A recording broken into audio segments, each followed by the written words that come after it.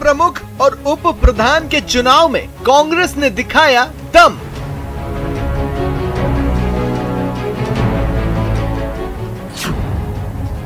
छह में से 5 उप जिला प्रमुख कांग्रेस के बने।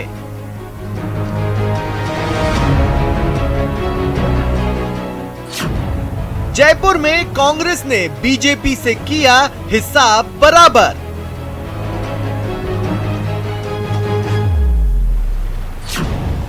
केवल सिरोही में बना बीजेपी का उप जिला प्रमुख।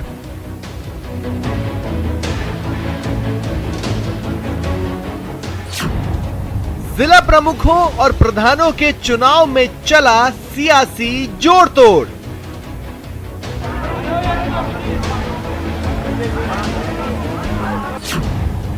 कैसे रुके पंचायती राज चुनाव में दल बदल की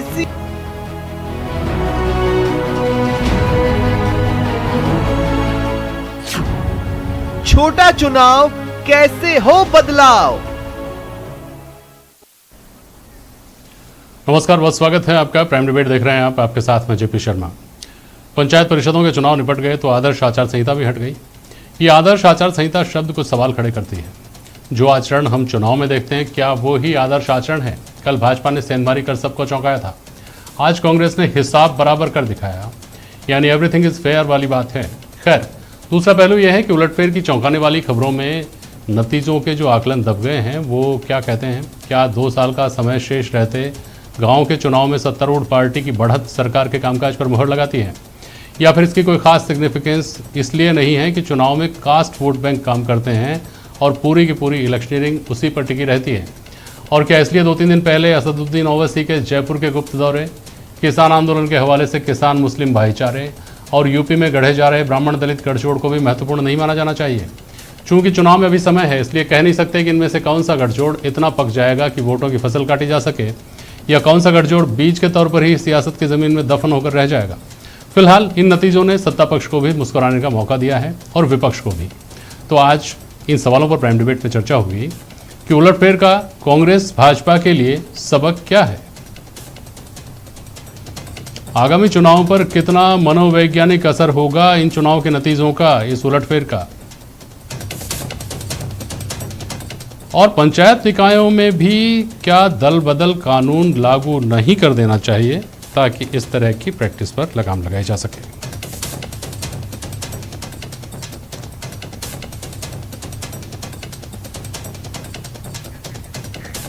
वरिष्ठ पत्रकार प्रकाश भंडारी जी हमारे साथ बहस में। मनीष पारिक साहब हैं भारतीय जनता पार्टी के प्रवक्ता, आरसी चौधरी साहब कांग्रेस के प्रवक्ता। मनीष पारिक साहब, कल आपकी पार्टी के लोगों के चेहरे पर मुस्कान थी, आज कांग्रेस के चेहरे पर मुस्कान है। कह ये रहे हैं कि हिसाब बराबर कर दिया है। इस बराबर हो जाने वाले हिसाब पर क्या प्रतिक्रिया आपकी, पहले वो सुन लो फिर आगे बढ़ो। मनीष पारिक जी। नहीं, जो डोटासरा जी ने कहा था हम उधार चुकाते हैं, लोग टिकते नहीं हैं, और जो बात उन्होंने करी है उससे साफ जाहिर है चुनौती ली थी।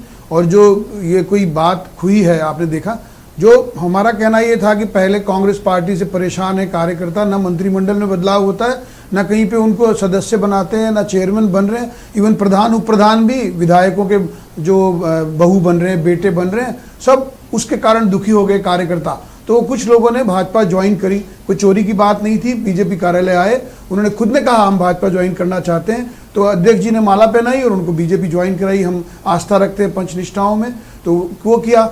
अब जो ये बात हुई है चोरी छिपे, ये तो डोटासरा जी बता सकते हैं कि क्या किया उन्होंने, ऐसा कौन सा उधार चुकाया है, कौन से घोड़े खरीद करी है, ये तो वो बता सकते हैं। लेकिन मैं ये निश्चित रूप से कहना चाहता हूं कि कांग्रेस के कार्यकर्ता असंतोष के घेरे में हैं, और उसका कारण ये है कि उनको सत्ता के बंटवारे में कुछ नहीं मिल रहा। और इसीलिए आप देखेंगे बाबूलाल जी नागर के रिश्तेदार बने, चाहे बैर में बने, चाहे भरोसेलाल जाटव जी के बने, जब रिश्तेदार ही बन रहे हैं। अच्छा, ठीक है, मूल बात आप बचा गए। मूल बात तो ये थी कि वो हुआ क्या ऐसा कि कल तक जो आपके साथ थे, कल तक थे जो अपने, आज कैसे हुए पराए? नहीं, मैंने ये कहा कि वो एक व्यक्ति का कोई अभी मालूम करने में पता चलेगा क्या हुआ। लेकिन भरतपुर में जैसा कहा जा सकता है कि 14 लोगों का वोटिंग नहीं हो पाया, तो बस खराब हो गई और उसके कारण वो वोट नहीं डल पाए। हाँ। तो वो तो सीधा है। दूसरी बात, सिरोही में जहां स्पष्ट था वहां पे बनी है भाजपा की, तीनों जगह पे आपने देखा कि भाजपा ने, ये माननीय सतीश पूनिया जी के नेतृत्व में परिलक्षित हुआ है कि वही कांग्रेस पार्टी गांवों की पार्टी है, ऐसा नहीं है। और अब ये जो बराबरी का बात हुआ है। अच्छा, मजे की बात ये भी है, आप देखिए कि जो जो भरतपुर और जयपुर संभाग है वहां पर कांग्रेस का डोमिनेंस था। 39 विधायक कांग्रेस पार्टी के हैं और भाजपा के केवल 7 ही हैं। तो केवल 7 विधायकों ने 3 जिले ले लिए हैं और 39 लोग खो गए हैं। चौधरी साहब बोलिए, खोने के ऊपर। देखिए जेपी शर्मा जी, मैं ये कहना चाहूंगा कि भारतीय जनता पार्टी का ये सदैव चरित्र रहा है, किसी भी राज्य के अंदर विधानसभा के चुनाव हो या किसी दूसरी जगह पे, ये जिस प्रकार से एक इवेंट मैनेजमेंट की तरह वहां पे जाते हैं, बड़े बड़े भाषण करते हैं। जब जनता नकार देती है, जब जनता नकार देती है, तब जनता के जनादेश को कुचलने का काम भारतीय जनता पार्टी बेहतरीन तरीके से जानती है। मैं मानता हूं कि भारतीय जनता पार्टी इस देश की सबसे बड़ी पार्टी है या नहीं है, लेकिन इस देश की सबसे बड़ी धनी पार्टी है, ये सब जानते हैं और आप भी जानते हैं। और इस धन बल के आधार पे और अपनी जो दूसरे एजेंसी हैं उनके आधार पे लोकतंत्र को कुचलने का काम, दिए हुए जनादेश को कुचलने का काम करती है। मध्य प्रदेश का आपके पास में सबसे बड़ा उदाहरण है, और भी एक लंबी श्रृंखला है जो प्रदेश के 7.5 करोड़ जनता हर व्यक्ति जानती है। उसी का हिस्सा, उसी की चीज और उसी को लेके ये इसमें माहिर है। और इन्होंने निश्चित रूप से दूसरी बात, जनता के जनादेश को जो कांग्रेस को दिया था उसको कुचलने का काम भारतीय जनता पार्टी ने किया। क्योंकि जो 6 जिलों के अंदर चुनाव है, उन 6 जिलों के अंदर 5 जिलों के अंदर भारतीय जनता पार्टी को करारी शिकस्त देके, और चाहे जिला परिषद हो चाहे पंचायत समिति हो, उनके अंदर कांग्रेस को बहुमत देके भेजा था। सरकार की नीतियों पे मोहर लगाई थी और कांग्रेस के कार्यकर्ता उस नीति को लेकर घर घर तक गया था, लेकिन लास्ट में इन्होंने कुचलने का काम किया। आज उसके नतीजे आपके सामने हैं कि किस प्रकार से वो बच गए। जो 5 जिलों के अंदर कांग्रेस बढ़त में आई थी वो निश्चित रूप से आई। ये भरतपुर का जिक्र करेंगे, 14 बढ़त तो आप 3 जिलों में थे। इस बाड़ाबंदी से वहां तक दूरी तय करने के लिए आप इस बात को मानेंगे कि बस खराब हो गई, इसलिए भारतीय जनता पार्टी के जो 5 सदस्य वो नहीं पहुंच पाए। मेरा सवाल तो दूसरा है। आपने यहाँ तक जो कहा ये आपने कल भी कहा था, और कल आपका ये कहना सुहा रहा था क्योंकि भारतीय जनता पार्टी ने फेरबदल किया था। आज तो आपने किया है, 3 की जगह 5 आपने बनाए हैं, हिसाब बराबर आपने किया है। तो कल जो इन्होंने 1 में किया था, आज आपने वो 2 में करके दिखाया। तो फिर वो सारे तर्क इधर से क्यों नहीं लागू होते, वो सारे हमले ये क्यों नहीं कर सकते आपके ऊपर? जवाब दे देता हूं मैं। हाँ बोलिए। आपने कहा कि दो जिलों की जो जिक्र करते हैं, भरतपुर की जिक्र करें और यहाँ पे जयपुर जिले की जिक्र करें।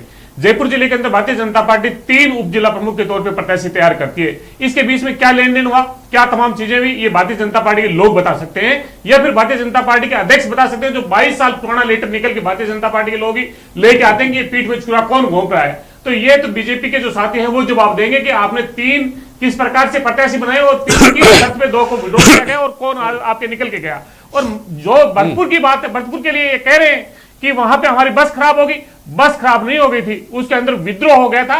ये अपना प्रत्याशी का चयन नहीं कर पाए, धनबल के आधार पे जो जुटाने का जो काम किया वो वहां पे फेल हो गया। ठीक है, प्रकाश भंडारी जी इनसे पूछा जाना चाहिए कि ये कह रहे हैं कि वो लेटर की बात है, तो हमने तो कभी नाकारा निकम्मा हमारे पूर्व अध्यक्ष अभी आ जाते हैं, लेटर के ऊपर बात कर लेते हैं। रुकिए 1 मिनट। प्रकाश भंडारी जी, कल जो कांग्रेस का हमला था, भारतीय जनता पार्टी का हमला, आज उससे अलग कैसे? कल जो तर्क भारतीय जनता पार्टी के थे, आज उनसे अलग कांग्रेस के तर्क कैसे हैं? देखिए, तर्क क्या है, सबसे बड़ी बात तो ये है कि जैसे जयपुर के जिला प्रमुख के चुनाव को लेकर के आप बात करें तो सरकार जहाँ बैठी है, सरकार जहाँ से शासन करती है, उसके ठीक नाक के नीचे कांग्रेस का जो है कोई घर उजाड़ जाए, कोई उसका घोंसला तोड़ जाए और उसको पता नहीं लगे, आभास ही न हो, ये जब तक ये संभव जब ही हो सकता है जब तक का भीतराघात ना हो।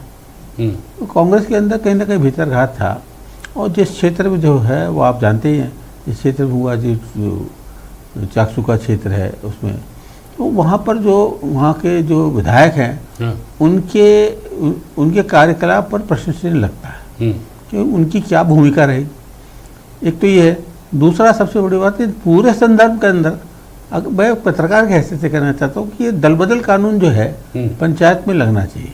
क्यों? इसके बिना ये पंचायती राज जो महात्मा गांधी का जो ग्राम स्वराज की जो कल्पना थी वो कभी पूरी नहीं होगी। राजीव गांधी ने कोशिश की थी कि जो निचले स्तर पर, पंचायत के स्तर पर स्वच्छता है और जो ग्राम स्वराज की कल्पना थी महात्मा गांधी को पूरी हो अच्छी तरह से, वो कभी दिख नहीं रही है। या तो चुनाव सीधे हो और पार्टियों का उसमें कोई लेन देन नहीं हो, सीधे प्रत्याशी जो है खड़े हो और विभिन्न पदों के लिए सीधे और जो मतदाता है वो सीधे वोट दें, तो उससे सुधार की गुंजाइश बनती है।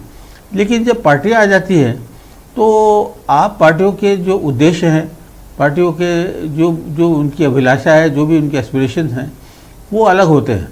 और उसमें जो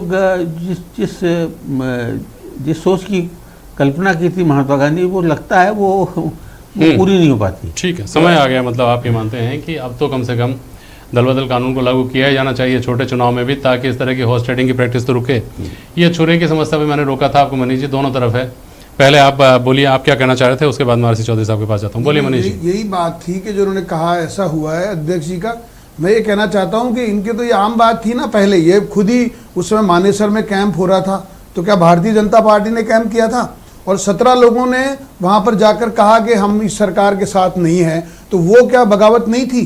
तो ये तो इनकी परंपरा है। और दूसरी बात मैं आपको कह रहा हूँ, ये चुनाव इसलिए हो रहे हैं कि मंत्रिमंडल का विस्तार नहीं करना पड़े।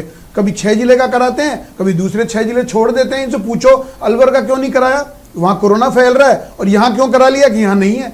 क्यों कोटा संभाग को क्यों छोड़ दिया? ये सब कुछ राजनीति के कारण है, ताकि वो इस चेहरा दिखा सके कि कांग्रेस जीत गई। अब यहां पर जब मैंने कहा कि भारतीय जनता पार्टी ने इनके इरादों पर पानी फेर दिया, तो अभी ऐसी बातें कर रहे हैं। 2 आदमी ज्यादा जीत गए तो कौन सा मैंडेट मिल गया आपको, और 1 आदमी कम, 40 वोट से फर्क पड़ रहा है SD शर्मा साहब। और उस समय फर्क क्या पड़ेगा?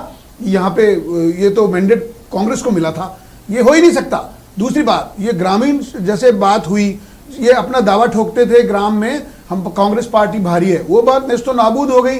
आज भी आप देखेंगे कि जितने जिलों में से 17 जी, थोड़ा सा समझाइए भी तो, तर्क थोड़े आंकड़े भी तो दीजिए। मैंने आपको 78 में से कितनी जगहों पर आपके प्रधान बने हैं? जी मैंने आपको कहा, हाँ। इस बारे में कह रहे हैं जो कुल मिलाकर जिला परिषद बनी हुई है, हाँ। उसमें से 23 में से 17 भारतीय जनता पार्टी की है, अब ये जो 26 में से, हाँ। और अभी जो 6 जिले बचे हुए हैं वो चूंकि बीजेपी डोमिनेंस वाले हैं, इसलिए उनका चुनाव नहीं कराया। वो करा के देखिए आप, तो वो भारतीय जनता पार्टी 3/4 से ज्यादा जिला परिषदों पर कब्जा जमाएगी। तो ये कांग्रेस का जो भ्रम बना रखा है वो खत्म होता है। मैं प्रधान की जहां तक बात करूंगा, जो 13 प्रधान ऐसे बने हैं जिनमें 2 वोटों का 2 सीट का फर्क है, और उसके कारण हॉर्स ट्रेडिंग जम के हुई। मैंने आपको पहले भी कहा, सरकार ने फायदा उठाया सरकारी तंत्र का। उसके अलावा मंत्री और विधायक जो वहां बैठे थे, उन सब ने धमकियां दी सरकारी कर्मचारियों को तबादले करने की, और एक एक व्यक्ति को जिम्मेदारी देकर बाड़ाबंदी कराई गई थी कांग्रेस सरकार द्वारा।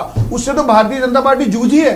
सरकारी मशीनरी के दुरुपयोग का आरोप तो मनीष जी आपको याद हो तो 5 साल पहले जब धौलपुर में और झालावाड़ में आप निकाय हारे थे ना, तब भी ये तर्क सामने आया था कि क्या वहां हार सकता है अगर सरकारी मशीनरी का दुरुपयोग होता हो तो ये तर्क क्या यहाँ काम नहीं करता क्या कि सरकारी मशीनरी का दुरुपयोग होता तो कल आप इस तरह से पाला बदलवा कर जयपुर में जिला प्रमुख बना लेते क्या अपना? नहीं, मैंने कहा ये जो चुनाव अभियान के दौरान जिनको लगा कि हम इस कांग्रेस पार्टी के साथ में सेवा नहीं कर पाएंगे, we can do better with the BJP, तो वो इधर आ गए। और मैं आपको इसलिए भी कहा ये चोरी नहीं है, क्योंकि वो बीजेपी कार्यालय चलकर आए और सदस्यता प्राप्त करी, तो ये तो चौड़े दहाड़े दिन दहाड़े हुआ है, इसमें कोई दो राय नहीं है। लेकिन ये जो गुपचुप में हुआ वो दूसरी बात मैं कहना चाहता हूं, निर्दलीय इनके खाते में क्यों जाते हैं? निर्दलीय भाजपा के खाते में तो नहीं आते।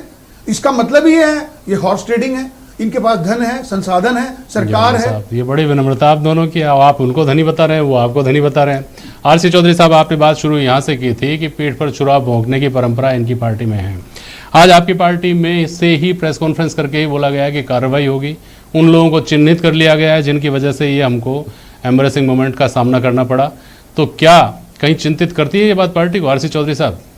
जेपी शर्मा जी, निश्चित रूप से ये तो तय है कि भारतीय कांग्रेस के जयपुर के अंदर 27 जिला पार्षद के सदस्य जीत के आए थे, उसके बाद में 2 ने बदल लिया और भारतीय जनता पार्टी ने उनको लेके और यहाँ पे जिला प्रमुख बनाया। जो छोड़ के गए उन्होंने ना सिर्फ पार्टी का विश्वास तोड़ा, उन मतदाताओं का भी विश्वास तोड़ा जिन्होंने भारतीय जनता पार्टी के सामने उन्हें सशक्त उम्मीदवार के तौर पर जिता के भेजा था। एक महत्वपूर्ण बात तो ये। दूसरा, मेरे साथी बार बार चर्चा करते हैं 78 पंचायत समिति के चुनाव है, 78 में से कांग्रेस अब 49 पे बनाती है, 9 निर्विरोध बनते हैं जिसके सामने भारतीय जनता पार्टी प्रत्याशी नहीं उतार सकती, कोई अपोजिट कोई कैंडिडेट नहीं होता, वो कांग्रेस की जीत के आते हैं। इनके 10 प्रधान ऐसे हैं जो मात्र 1 वोट से जीते। ये कहते हैं हॉर्स ट्रेडिंग की, तो हॉर्स ट्रेडिंग ये आपने कैसे की जहां पे 10 पे जीत के आए? आपके पूर्व जो 22 प्रधान थे वो 22 प्रधान आपको हारने पड़े। इसलिए लोकतंत्र के अंदर मैं कहता हूं जनता की अदालत सबसे बड़ी होती है और हर राजनीतिक दल को अपने परीक्षा के समय में उसके सामने जाना पड़ता है। बार बार ये जिक्र करते हैं कि इन्होंने 6 जिलों के अंदर चुनाव कराए। इन्हें ये पता होना चाहिए कि चुनाव आयोग किसी भी सरकार के इशारे पर कोई काम नहीं करता। अगर आपको इस चुनाव आयोग में आप जाते कि 12 के 12 चुनाव साथ होने चाहिए, आप तो विरोध कर रहे थे। आपको तो इस सरकार की गांव की सरकार में विश्वास ही नहीं था।